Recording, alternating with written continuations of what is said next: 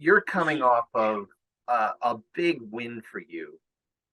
You kind of sent a shockwave through women's MMA when you stopped Sohee Ham in September for the one atomweight title. You're the champion of that division in this sport now. You're three sport champion. Hamdulillah, of course, she is an all time great in the sport. What did it mean for you to defeat such an accomplished woman? Hmm, I can make own his story and never everyone cannot make it, just me. So มันมีความหมายที่ I was the มัน only one that was able to accomplish this, so it meant a lot.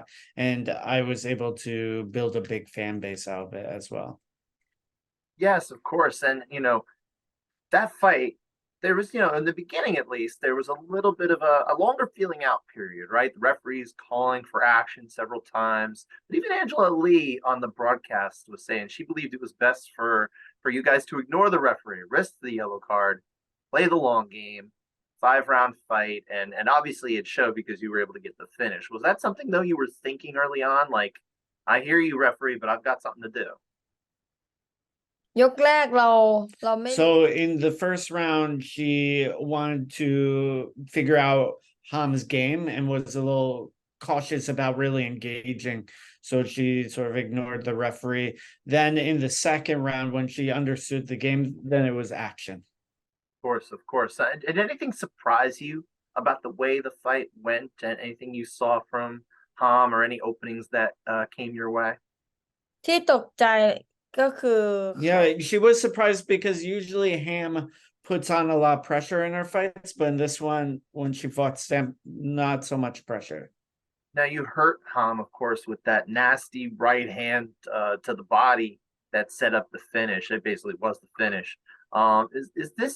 Then this came after you had a body kick knockout earlier in the year as well. What's the secret to earning finishes with body blows? It's just not a common thing in mixed martial arts. ไม่มีสิเคตเลย She saw that Ham was getting tired and that her weak point was like the body shot, so she went for it.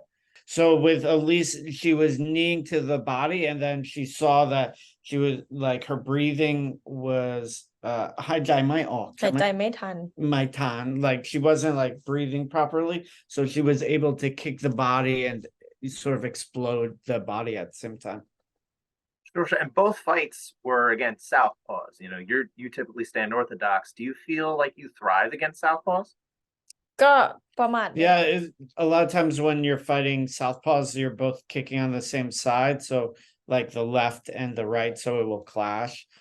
But for her, it's not a big deal. Sure, sure. That body kick knockout we mentioned of Elise Anderson, that was at the one event in Colorado in March, their first ever in the United States. How did you feel American fans received you compared to those fans in, say Singapore or Thailand where you typically fight? คนแฟนคลับที่อเมริกา Yeah, she was surprised. She did not expect to have like a fan club in America. Obviously, in Singapore, she's been there a few times. She knows there's ties over there as well.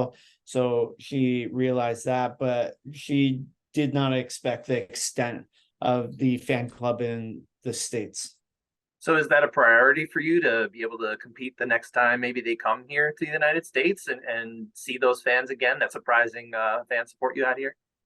อืมถ้ามีโอกาส Yeah, if she gets the opportunity, she wants to fight here again. That way more people know her out here. And you really are just a breakout star now in recent years. One of the faces of one championship. You seem very comfortable with that. Is that accurate to say? Do you enjoy kind of becoming this big star?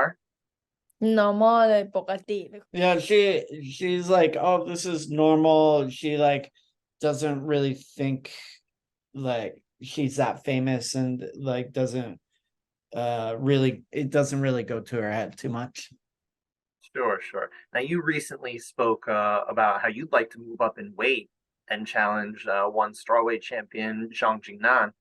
Is that something you're hoping maybe would be next, or do you defend your belt first? What are you thinking you want to do next?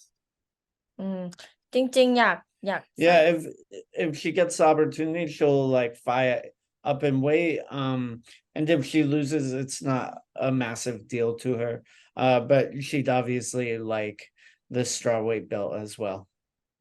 Now, your only two losses in mixed martial arts, they came by submission. It's no secret striking is your bread and butter, your main skill, but you do have, an armbar victory under your belt. You went for that armbar against Tom, and we've seen you initiate grappling sequences before as well. How would you rate your skills today as a grappler? ยังต้องพัฒนาอีก Yeah, she said I still have to really develop myself. I don't really think I'm that skilled. I really need to develop myself still. But do you feel like you've at least shown people that, hey, I'm more than just a striker? Do you feel that there is some respect for that part of your game from your opponents? คู่ต่อยก็คงจะต้อง Yeah, so like most of her opponents know that her stand up is still her best, so they'll still sort of develop their ground game and focus on that. Of course. Now you began practicing Muay Thai when you were 5 years old. And I understand you actually took some time away from the sport or at least competition when you were a teenager. In that time, did you ever consider, or maybe along the way, did you ever consider a career in something other than martial arts, or has this always been what you wanted to do? no just 10ก็ต้องต่อยตั้งแต่ So when she quit fighting when she was like 10 and then got back into it when she was 18. During the teenage years, she was considering becoming a math teacher. Interesting. Why math? Is that something you just เพราะว่า like? ชอบ numbers, คณิตศาสตร์ Yeah, she just likes math. Right on. One, A little two, bit of a nerd, maybe? คุณเป็น nerd หรือเปล่า ไม่ Nerd. She's a nerd. I don't have glasses นะ Hey, there's nothing wrong with glasses, okay? I mean is that nerds have glasses Understood.